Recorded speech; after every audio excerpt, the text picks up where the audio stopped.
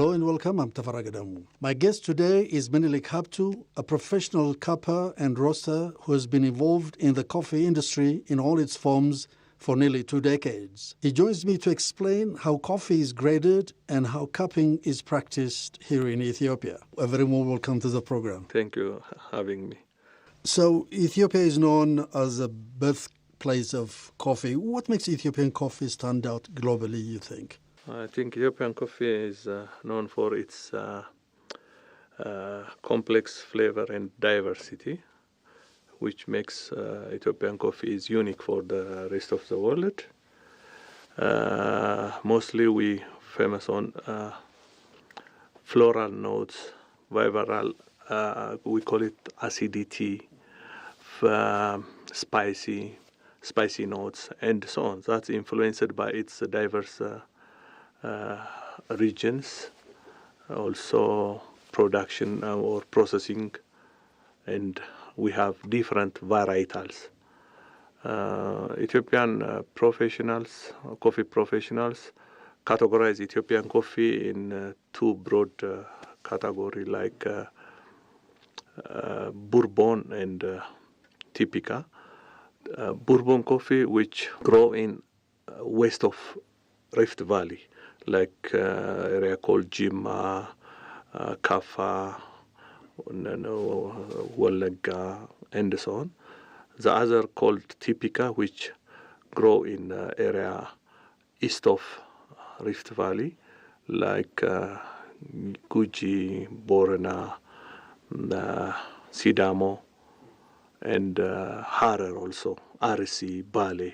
So these different types of coffee have their own flavors, right? Like Sidama, Yirga Cafe, and Harar coffee and so on. Yes, of course. Regarding to flavors, they have their own profile. For example, like Sidama coffee, it's citrus, winey, mild, good acidity, floral like jasmine, and so on. When it comes to Yirga Cafe coffee, it has known for its floral profile, the notes like bergamot, citrus, like most of that area coffee has a citrusy or tropical, like a tropical fruit. The other area called Guji is the area is rich on minerals. That's south of Yirga Cafe, right? Yes, that area coffee is complex, like citrus, fruity, like berry, and so on. You can feel, you can have that kind of taste notes in that area. When you go to, for example, Jimma, it has full body, chocolate flavor, winey, and so on.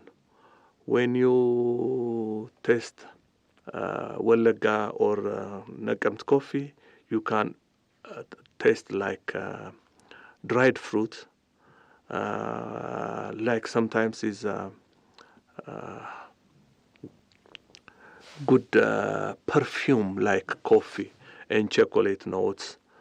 When you go to Southwest Kaffa and other coffee, even if it has winey or that kind of taste, really similar with Jimma area, but it has vegetable-like. When you drink some coffee around there, you can taste like cucumber and so on. Therefore, Ethiopian coffee is more complex, and we have a lot of profile notes. But it's interesting, like some of the coffee varieties that you've mentioned, like Yirga Cafe and Sidama, they are more or less found in the same region. I don't understand why one is different from the other in large measure. Yes, they have even more similarities, but depend on their soil, because that area soil is from volcanic area, and as I mentioned, like Guji, the area is rich in mineral. Therefore, one of the coffee which different from other area coffee from their soil, climate, rainfall and so on. But most Guji, Yirga Chefe, Sidamo, even West RC, nowadays Nansabo area coffee, they have similarities. Most tropical fruits you can find there, citrus. Maybe it a little bit difference in intensity. You can find floral note in Yirga Chefe coffee at the higher intensity, but when you come to Sidama coffee, the intensity might be less, but you can find, you can have floral notes. Sidama coffee has even some herbal, like, rue, the tenadam. When you drink Sidama coffee, you can feel like drink Ethiopian ergo or that kind of thing. You can't feel that kind of. You've been a professional cupper for how many years? 2 decades? Around that. Right. So can you walk us through this process of cupping from start to finish? Cupping, first, we have to identify the purpose of our cupping. As a cupper, for example, mostly we do in 4 areas. Cupping for arrival or supply. It means the cupping for, you can assess the arrival coffee, which is not ready for export. You can assess and you grade that. Then it's ready for export. Ready for export. The other cupping is for exporter. If I am exporter cupper, I assess taste notes.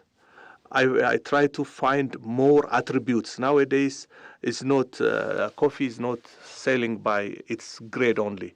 You have to distinguish or explore its attributes. The more the attributes you have, the more the coffee, the more the value of the coffee. Therefore, you have to explore that. Those attributes? Yes, those attributes. For example, nowadays, people have their own values. For example, North American and others, they value more for floral. When you go to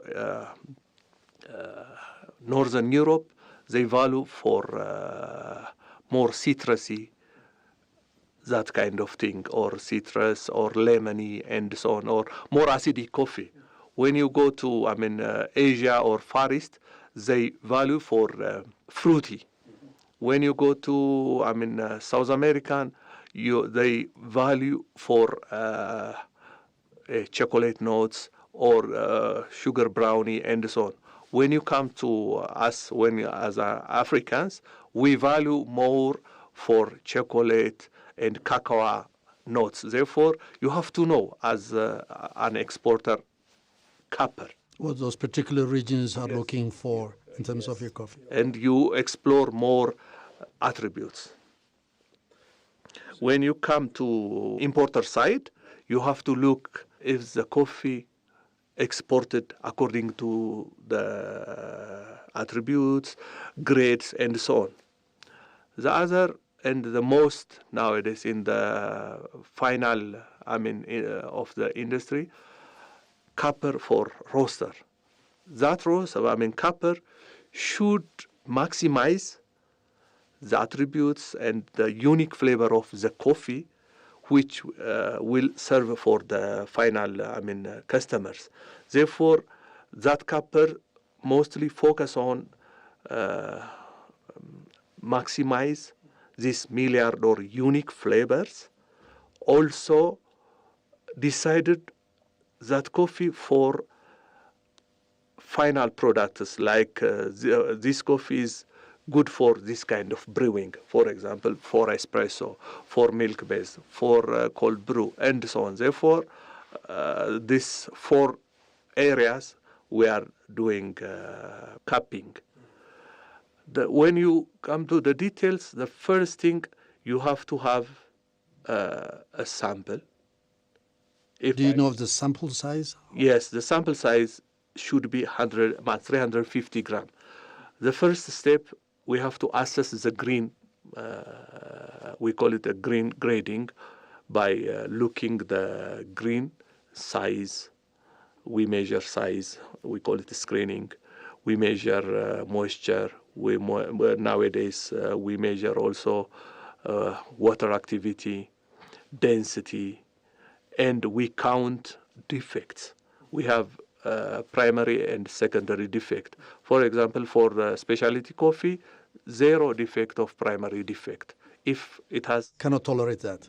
Cannot tolerate.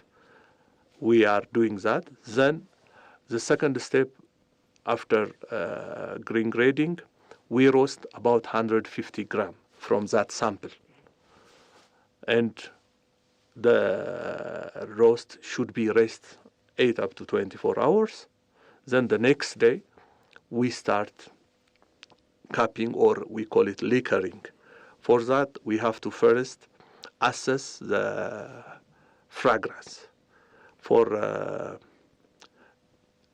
8.25 grams per 150 liter of water or bowl, first we have to assess the fragrance. Fragrance means we smell the ground coffee, the ground one, not we don't pour water. When we pour water, we call it that assessment called aroma. But before that, we have to assess the fragrance. After 24 hours, then you will ground the coffee. We ground the coffee, then we prepare the... There is a protocol. Right. That protocol called, mostly we are using a SCA protocol, Specialty Coffee Association protocol. We have to cup our coffee with 5 cups. One session should have 5 cups. That 5 cup, we have 8.25 grams per 150 milliliter of water. We have 5 cups, and we assess that 5 cups. First, we assess our fragrance by sniffing, or then we take our notes. Then we brew the water to the cups. That's called, now we assess aroma before we... before you start cupping it. Start cupping or we liquoring. Then we have to wait about 3 minutes. We break that. 3 times we break the cups. All cups. It has... Breaking means removing the crust. When you remove the crust, the volatile components you can smell and you take notes. Some volatile things, when they having hot water, they can you can smell that kind of thing. Therefore, we break that crust. We call it that break. Then we skim. We have to clean. After 8 minutes, or it's reached up to 17 degrees centigrade, it's palatable. We start cupping or sipping. One cupping should have 3 rounds. Meaning? First, we cup in 70 degrees centigrade. The second one, 55 up to 60. The third one, up to when it reaches 37 or 35 degrees centigrade. In these 3 rounds, we call it taking a flavor. In this session, we are assessing acidity, body or mouthfeel, sweetness, aftertaste, and overall. In these three times, for the first time, I can sip and think about its acidity, sweetness, and so on, regarding to, with... This is a holistic approach. Yes, the holistic approach. Then I will take my notes. Then finally, I will add both. I already graded the green one by green grading. Then by cupping, I will do my mathematics and give the final score of the coffee. Oh, that's interesting. A very tedious process, right? How do you distinguish between good and an exceptionally good coffee? Definitely, when you look into those qualities, definitely you'll come to a certain conclusion. Evaluation is the last phase of cupping, right? After going through this process, starting with roasting and, and so on and so forth. When I say, wow, this coffee is exceptional, it means it has more positive attributes. The more the positive attribute you have, the more the value the coffee. When you say positive attributes, you don't mean that any single variety of coffee would have all those attributes you mentioned earlier. Yes. No. Yes, On all of them in one? Sometimes you can find in one cup. Oh, really? Yes. I will explain about it later. I have that kind of experience. But the more the attributes only, not only the cup nowadays. Nowadays, the new SCA protocol, it needs... the Specialty Coffee Association. They have a new protocol. We call it the new.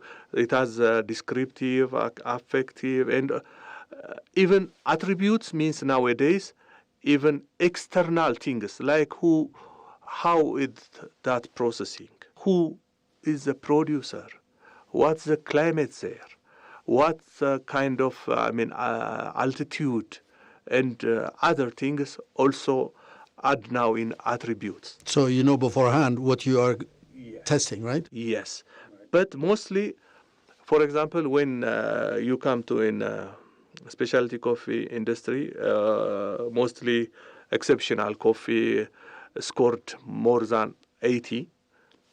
Specialty coffee is a coffee or coffee experience which recognized for its distinct attributes resulting in high value within the marketplace. It means if you have more, positive attributes, that coffee became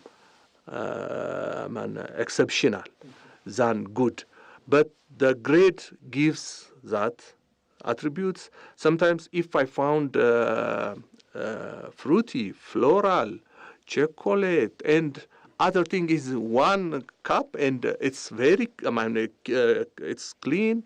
If it is uniform and so on, I give it high mark. That leads to exceptional. Therefore, we have a lot of coffee reach up to, exceptional cup value. Given your experience, 22 decades as a cupper, have you cupped outside of Ethiopia? Yes, several times. Where? In the US, in the Europe, different specialty coffee association exhibitions, even private cupping sessions with... These are not coffee-producing countries, right? Europe and North America. They are on the receiving end. Yes. So looking at Ethiopian coffee from that side of the world, where do you put it? Because you have Colombia, we have Vietnam, we have several other countries that are competing in this business. I think it is, for me as Ethiopian coffee cupper, I prefer Ethiopian coffee. Why? Because we have complex and we can find different kind of flavor profile in Ethiopian coffee. Therefore, even if the coffee is blended with Ethiopian coffee, mostly I prefer. We easily pick that kind of thing as not even a cupper. As Ethiopian, we are accustomed drink with Ethiopian coffee. Therefore, Ethiopian coffee is influential coffee. Therefore, I prefer Ethiopian coffee than other coffee. I cup Brazilian coffee, Colombian, Peru, Guatemala, and so on. But I like Ethiopian coffee more spicy, fruity, sweet, and so on. I can find in one cup this all. As you mentioned earlier. Yes, therefore I prefer Ethiopian coffee, but the second my second preference is Colombian coffee other than, because even our climate and the way we process the coffee is similar with Ethiopians. Therefore, I prefer, my second preference is Colombian coffee. So what are the challenges that Ethiopian professional cuppers face, you think? One, we lack of... There are how many are there? I think I don't have the exact figure, but we might have more than 200, 300 cuppers in Ethiopia. But The challenge is our challenge mostly with we have to upgrade our service. Therefore, we don't have. There are some nowadays for Ethiopian coffee, and the authority has its own good coffee lab and so on. But we lack equipped laboratory. The other, there are only few. Yes, we only few. The other thing, people always want to get higher grade, which is not, it's not ethical. Therefore, that's a challenge. How often do you get compromised? No. No. Well, are you a habitual coffee drinker? Yes. Where do you drink? Do you go to a coffee shop and say, okay, I want a cup of coffee? Do you do that? Yes, I will do that, but I prefer good coffee, to have good coffee. And where do you get good coffee? For me, I'm sorry to say that, in my lab or other coffee exporters' office. When I go there, I can get exportable or premium quality coffee. But when go to some coffee shop and market, I prefer, if I know who is the roaster, there are some coffee shops, they serve good quality coffee. Therefore, I drink there. I want you to have a sip of the coffee that we have in the office and tell us. I would like to know what your verdict would be. Okay, I'd love to.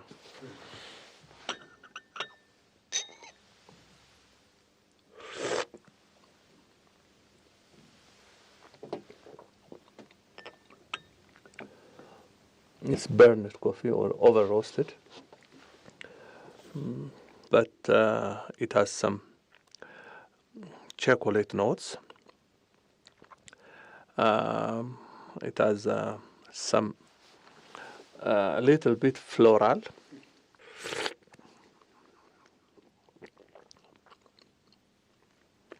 But the intensity of the burnet takes all the profile. Yeah. It's good coffee. Thank you. It was a pleasure having you on the show. Thank you very much.